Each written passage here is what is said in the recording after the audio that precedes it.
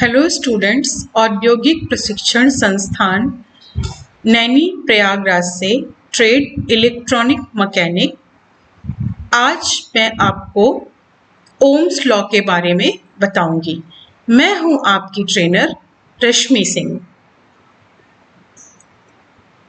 Ohms law, ohm's का नियम। What is ohm's law? ओम का नियम भौतिकी के सबसे महत्वपूर्ण नियमों में से एक है। ओम का नियम एक सूत्र है जिससे विभवांतर, वोल्टेज, करंट तथा रेजिस्टेंस के बीच संबंध ज्ञात किया जाता है। इस नियम का प्रतिपादन सर्वप्रथम जर्मन भौतिक शास्त्र तथा गणितज्ञ जॉर्ज साइमन ओम ने किया था, इसलिए उन्हीं के नाम पर ओम का नियम ओम्स लॉ कहते हैं। ओम्स लॉ देखिए, ओम्स लॉ होता क्या है? जैसे कि इलेक्ट्रॉनिक के किसी भी इक्विपमेंट को चलाने के लिए हमें वोल्टेज की आवश्यकता होती है, करंट की आवश्यकता होती है और एक हमारा होता है रेजिस्टेंस, ठीक है, जिसके बारे में अभी मैं आपको आगे उदाहरण के तौर पर समझाऊंगी। ठीक है। करंट को हम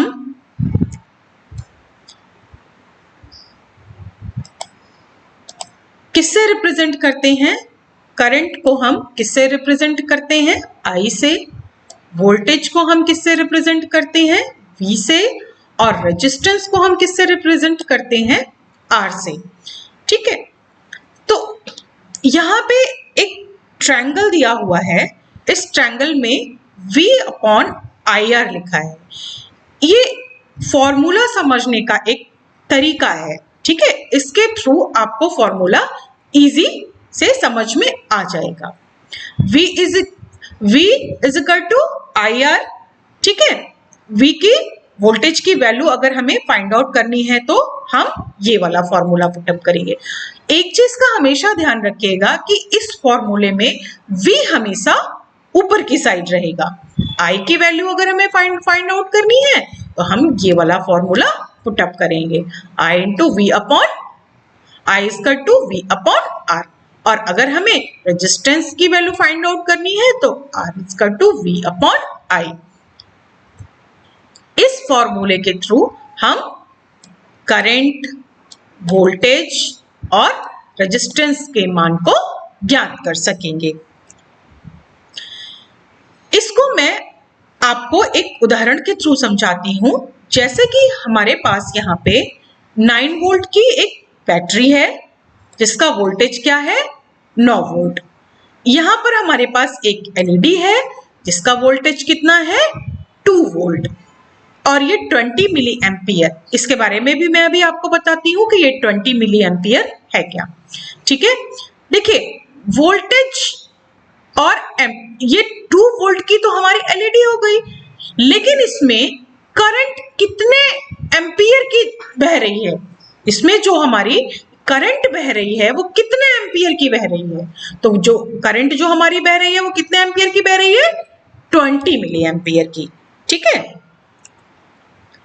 आगे देखिए, हमारी बैटरी कितने वोल्ट की थी?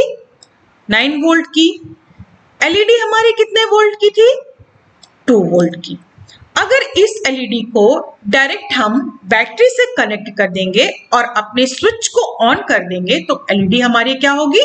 फूट जाएगी। क्यों फूट जाएगी? क्योंकि बैटरी हमारी 9 वोल्ट की है और एलईडी हमारी 2 वोल्ट की है। देखिए, बैटरी का वोल्टेज 9 है, एलईडी का वोल्टेज 2 है। डिफरेंस कितना आ रहा है? 9 माइनस 2 इंटू 7 वोल्ट। 7 वोल्ट की ये हमारी यहाँ 7 वोल्ट का यहाँ पर हमारा डिफरेंस आ रहा है। कितना डिफरेंस आ रहा है? 7 वोल्ट। तो इस 7 वोल्ट को हमें क्या करना है? ड्रॉप करना है।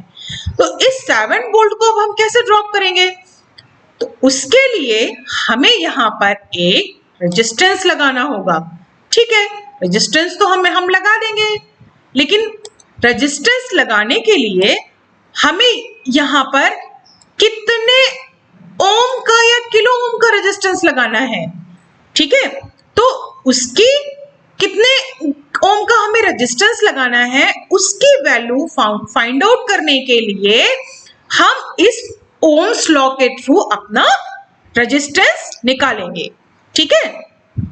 तो यहां पर ये जो फॉर्मूला है R into V upon I, ये वाला फॉर्मूला हम अप्लाई करके रेजिस्टेंस की वैल्यू को फाइंड आउट करेंगे, ठीक है। यहां पर हमारा वोल्टेज का डिफरेंस कितना आ रहा था, 7 वोल्ट। और यहां अब देखिए यहां पर ये करंट, इसमें एलईडी की करंट, एलईडी हमारी 2 वोल्ट की थी, करंट इसमें कितनी फ्लो हो रही है, 20 मिली एम्पियर की। लेकिन इस 20 मिली एम्पियर को हमें क्या करना है, एम्पियर में चेंज करना है। तो 20 मिली एम्पियर को एम्पियर में चेंज करने के लिए हम क्या करेंगे, इसको 1000 से डिवाइड कर देंगे, ठीक है। जब इसको हम 1000 से डिवाइड कर देंगे तो यहाँ पे जो हमारी करंट की वैल्यू आ जाएगी वो कितनी आएगी, 0.02 एम्पियर, ठीक है। तो 7 वोल्ट को हम 0.02 से डिवाइड कर देंगे तो यहाँ पर हमारा 350 ओम, यहाँ पे जो हमारा रेजिस्टेंस का मान आएगा वो कितना आएगा, 350 ओम। देखिए यहाँ पर 350 ओम का हमने एक रेजिस्टेंस लगा दिया। अब जब हमने 350 ओम का यहाँ पे एक रेजिस्टेंस लगा दिया तो जो 7 वोल्ट हमारी ज्यादा हो रही थी, वो जो 7 वोल्ट हमारा ज्यादा हो रहा था वो यहाँ पे इस रेजिस्टेंस ने ड्रॉप कर दिया। अब जब हमने एक रेजिस्टेंस यहाँ पे लगा दिया तो हमारी एलईडी ग्लो करने लगी। अब देखिए हमने रेजिस्टेंस का मान ज्ञात कर लिया। अब हमें इसी तरीके से अगर हमें करंट का मान ज्ञात करना है तो हम कैसे करेंगे, सपोज एक लैंप है, ठीक है, एक लैंप का है जिसका प्रतिरोध कितना है, 400 ओम, रेजिस्टेंस कितना है, 400 ओम, और उसकी जो वोल्टेज सप्लाई है वो कितनी है, 240 वोल्ट। 400 ओम एक लैंप का जो रेजिस्टेंस है वो 400 ओम है और उसको वोल्टेज कितनी दी जा रही है, 240 वोल्ट। तो इसमें हमें अब हम देखेंगे कि हमारी करंट कितनी फ्लो हो रही है। तो इसमें हमें क्या करना है, धारा का मान ज्ञात करना है। रेजिस्टेंस हमारा 400 ओम था, वोल्टेज हमारी 240 वोल्ट थी। तो इसमें हम फॉर्मूला कौन सा अप्लाई करेंगे, V into I into V upon R, ये वाला फॉर्मूला अप्लाई करेंगे, ठीक है। तो वोल्टेज हमारा कितना है, 240, और रेजिस्टेंस हमारा कितना है, 400। इसको हम डिवाइड करेंगे तो यहाँ पर हमारी करंट निकल आएगी 0.6 एम्पियर। तो इसमें हमारी करंट कितनी फ्लो होगी, 0.6 एम्पियर। जो हमारी करंट जो फ्लो होगी वो 0.6 एम्पियर फ्लो होगी, ठीक है। हमने रेजिस्टेंस का मान निकाल लिया, आई का मान, करंट का मान निकाल लिया। अब हम वोल्टेज का मान ज्ञात करेंगे, ठीक है। सपोज एक लैंप है, उसका जो रेजिस्टेंस है वो 400 है और उसमें करंट कितनी फ्लो हो रही है, 0.6 एम्पियर की। इसमें कुल वोल्टेज का मान हमें ज्ञात करना है। तो इसके लिए हमें कितनी वोल्टेज चाहिए उसका मान हमें ज्ञात करना है। प्रतिरोध हमारा कितना है, 400 ओम, और करंट हमारी कितनी है, 0.6 एम्पियर। तो इसके लिए फॉर्मूला हम कौन सा पुटअप करेंगे, I into V upon R, ठीक है। V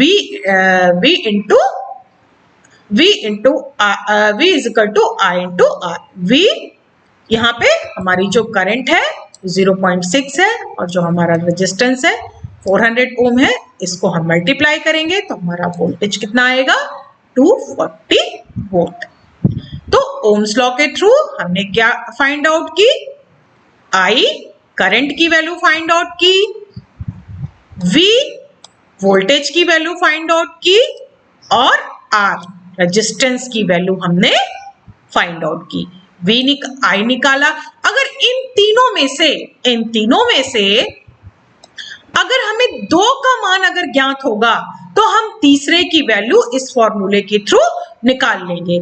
अगर I और V दिया होगा तो R निकाल लेंगे, V और R दिया होगा तो I निकाल लेंगे, और अगर I और R दिया होगा तो हम V निकाल लेंगे। ये था हमारा ओम्स लॉ का नियम। धन्यवाद।